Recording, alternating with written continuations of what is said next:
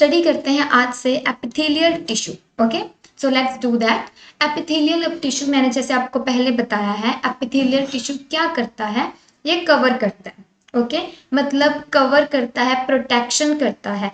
एक आपको छोटी सी एग्जांपल देती हूँ। मैंने एक गिफ्ट लिया, फॉर एग्जांपल मैंने वॉच ली है और मुझे गिफ्ट वो देना है किसी को। ओके, तो इसमें वॉच है, पर मेन बात यह है कि मैं उसे चाहती हूँ ये सेफली पहुंच जाए उसके पास, राइट, कि कोई भी इस पे किसी भी तरह से डैमेज ना हो। तो मैं क्या करूंगी, इसे एक रैप पेपर के साथ रैप कर दूंगी, मतलब इसके ऊपर एक और कवरिंग चढ़ा दूंगी। तो ये क्या हो गया, ये कवर हो गया है, मतलब। और ये किसका काम कर रही है, ये काम कर रही है प्रोटेक्शन का।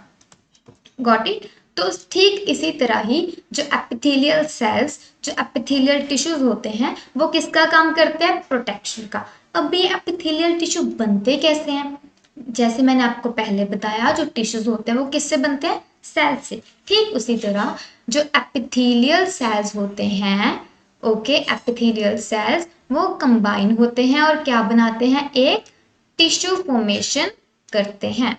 क्लियर। तो क्या बनता है, एक एपिथेलियल टिश्यू फॉर्मेशन होती है। It is thin protective continuous sheet of cell. देखो, हमारी बॉडी स्किन से बनी है। स्किन क्या है, स्किन एपिथेलियल टिश्यू से बनी है। और जो स्किन की आउटर लेयर है वो क्या है, एपिथेलियल टिश्यू। मुझे ये बताओ, कभी ऐसा आपने देखा अपनी बॉडी में कि मेरे यहाँ से स्किन है लेकिन यहाँ पे नहीं है, फिर रुक के यहाँ पे स्किन है यहाँ पे नहीं है, ऐसा कभी होता है, नहीं होता है। वो क्यों नहीं होता, क्योंकि दैट इज कॉन्टिन्यूस। कॉन्टिन्यूस होता है लगातार, जो कहीं पे रुकती नहीं है, सीधा चलती रहती है। हमारी पूरी बॉडी किससे बनी है, स्किन से बनी है। इसका मतलब समझ लगा, कॉन्टिन्यूस शीट, ये एक शीट की तरह हमारी पूरी बॉडी को कवर करती है। पतली होती है ये जो हमारी होती है ना स्किन, ये थिन होती है, मतलब एक लेयर होती है, सिंगल लेयर। प्रोटेक्टिव, हमें प्रोटेक्ट करती है।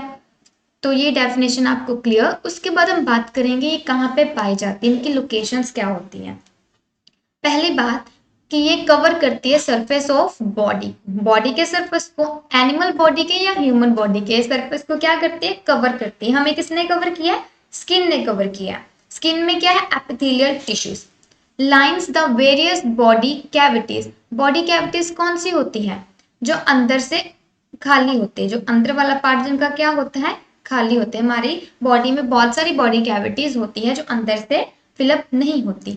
और अंदर लाइंस का मतलब मैं आपको आगे क्लियर करवाऊंगी। Lines the various cavity, lines का मतलब क्या होता है, internal organs including blood vessels. अब ये ब्लड वेसल्स क्या होती हैं, इंटरनल ऑर्गन्स कौन से होंगे, देखो अब भाई ऑर्गन्स है, ऑर्गन्स कौन से होते हैं, किडनी, स्टमक एक्सेट्रा, राइट। अब वो ऑर्गन्स भाई बाहर तो कहीं पड़े नहीं ना दिखेंगे, हमारी बॉडी के अंदर होंगे। कुछ समझ लगा, इंटरनल ऑर्गन्स किसे बोला जाता है, हमारी जो बॉडी के अंदर होते हैं उनको बोला जाता है इंटरनल ऑर्गन। अगर हम बात करें ब्लड वेसल की, कि ब्लड वेसल क्या होती है, ब्लड वेसल एक नर्व फॉर्म में होती है। ये क्या करती है, ये ऑक्सीजन को और न्यूट्रिएंट्स को, ठीक है, जो ऑक्सीजन और न्यूट्रिएंट हम इनटेक लेते हैं अपने किसी भी प्रोसेस के थ्रू, वो डिलीवर करती है किसको, जो हमारी बॉडी में अलग अलग सेल्स होते हैं। क्लियर हुआ, इतना आपने समझना है। जो ब्लड वेसल्स होती हैं वो क्या करती हैं, ऑक्सीजन को और न्यूट्रिएंट को हमारी बॉडी के अलग अलग सेल्स तक क्या करती है, क्या करती है, ट्रांसपोर्ट करती है। क्लियर हुआ, तो that is point clear for you. After that हम कुछ एग्जांपल्स पढ़ेंगे। अब ये एग्जांपल्स एक तरह से क्या है कि एपिथेलियल टिश्यू कहाँ कहाँ पे पाए जाते हैं। ओके, ये पाए जाते हैं outer most layer of skin. जैसे मैं काफी टाइम से स्किन की ही बात कर रही हूँ, तो अभी ये आपको पॉइंट क्लियर होगा, जो मेरी आउटर लेयर है वो किसकी बनी है, एपिथेलियल टिश्यू की। Lining surface of mouth, nose, lungs and stomach etcetera, इसे हम आगे देखेंगे। लेकिन उससे पहले हम एक चीज देखेंगे कि आपको मैंने बोला कि एपिथेलियल टिश्यू कवरिंग का काम करती है, ये कवर करती है। ये वर्ड आपने समझ लिया। अब जो ये लाइन वर्ड आया है और ये लाइनिंग आया है, लाइंस और लाइनिंग सेम वर्ड है। अब हम डिफरेंस किस में समझेंगे, कवरिंग में और लाइनिंग में। तो लाइनिंग क्या होती है, फॉर एग्जाम्पल मैंने सोचा कि ये हमारा माउथ है, ओके, ये हमारा माउथ है, हम इमेजिन कर लेते हैं। और ये जो है हमारी हम इसे विंड पाइप मान लेते हैं। Got it. तो अब मैं सोच रही हूँ जो ये विंड पाइप है मुझे इसकी कवरिंग भी बनानी है और इसकी लाइनिंग भी बनानी है। अब ये कवरिंग कैसे बनेगी?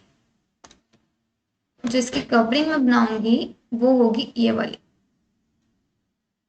ये देखो, ठीक है। अब एक ये चीज हो गई और दूसरी मैं क्या चाहती हूँ बनाना, पिंक, या पिंक कलर हम लेते हैं। मैंने ये बनाई अंदर को, भाई अब ये दूसरी वाली लाइनिंग तो रुकी गई, अभी इसको भी ठीक करते हैं। ये जो हमारी विंड पाइप थी कुछ इस तरह से ये यहाँ पे, ठीक है। अब देखो जो डिफरेंस आपने जो समझना है वो क्या है, ये थी आउटर साइड पे। कहाँ थी ये? आउटर साइड, मतलब ट्रैकिया के आउटर साइड। ओके, तो जो आउटर साइड मतलब जो किसी चीज के ऊपर होगी वो क्या होगी? That is called covering.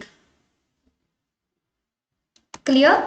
After that जो पार्ट अंदर होगा, मतलब ये जो मैंने पिंक कलर की बनाई है ये ग्रीन कलर की लाइनिंग से मतलब ट्रैकिया के अंदर है। ओके, ये मैंने बाहर बनाई है, ये अंदर है। अब जो ये अंदर है इसे क्या बोला जाएगा? लाइनिंग। ये जो इनसाइड होगी उसे क्या बोला जाएगा? लाइनिंग। उसी तरह से हमने बॉडी कैविटी वर्ड पढ़ा था। देखो अब मैं यहाँ पे क्लियर करवाती हूँ। समझो कि ये एक ऑर्गन है, मतलब जो ऑर्गन कैविटी या बॉडी कैविटी है जिसका अंदर का पार्ट क्या है? बिल्कुल ब्लैंक है। ओके, अंदर से खाली है। तो जो इसके अंदर वाली ऐसे मैं एक लेयर बना दूं तो व्हाट इज इट कॉल्ड? हम इसे क्या बोलेंगे? हम इसे बोलेंगे लाइनिंग। ओके, क्या बोलेंगे? लाइनिंग। तो अब आपको ये क्लियर हो चुका होगा कि कवरिंग क्या होती है और लाइनिंग क्या होती है। तो अब हम आगे मूव करेंगे। देखो जो एपिथेलियल टिश्यूज होते हैं ये कहाँ कहाँ पे, अब हम एग्जांपल्स देखेंगे। लाइनिंग सरफेस ऑफ माउथ, मतलब लाइनिंग है मतलब इनसाइड माउथ के सरफेस में पाई जाती है।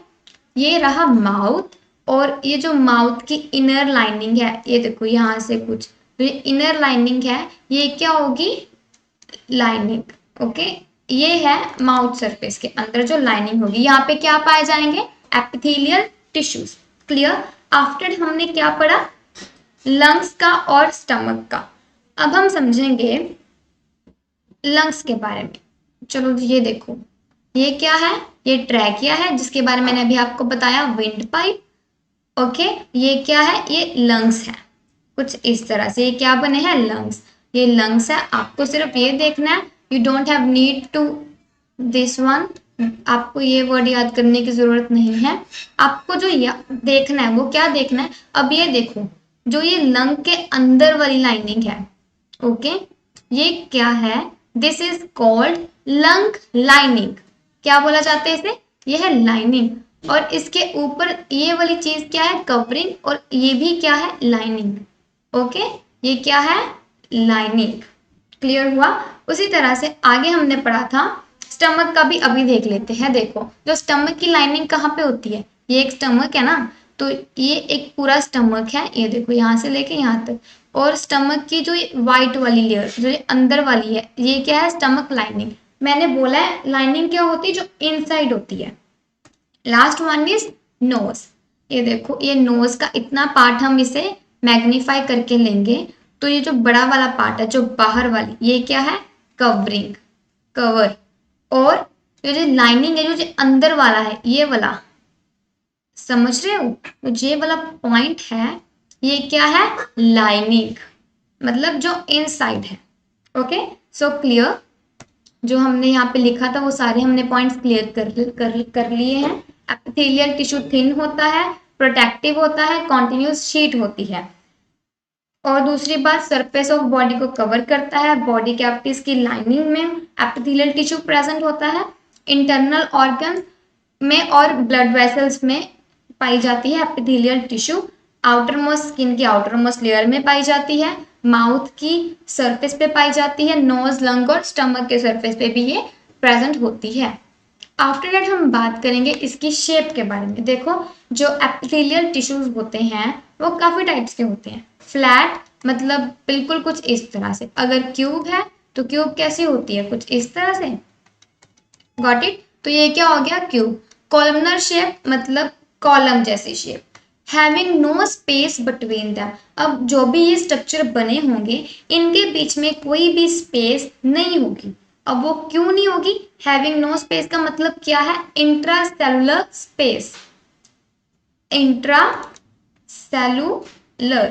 ओके, ये क्या है, इंट्रासेलुलर स्पेस। अब ये क्यों नहीं होती है, क्योंकि इनका काम क्या है, इनका काम है मेन प्रोटेक्शन प्रोवाइड करना। तो अगर आप, प्रोटेक्शन कैसे होती है, बॉडीगार्ड क्या करता है, बॉडीगार्ड किसी को भी ऑफिस के अंदर नहीं जाने देता, राइट। जो बाहर बॉडीगार्ड खड़े होते हैं ऑफिस के, वो किसी को अंदर नहीं जाने देता विदाउट परमिशन, मतलब जिन लोगों की जरूरत नहीं है वो नहीं जाने देगा। सिमिलरली जो इंट्रासेलुलर स्पेसिस इसलिए नहीं होती क्योंकि जो बाहर से मटेरियल नहीं चाहिए होता एपिथेलियल टिश्यू से नहीं अलाउ करते।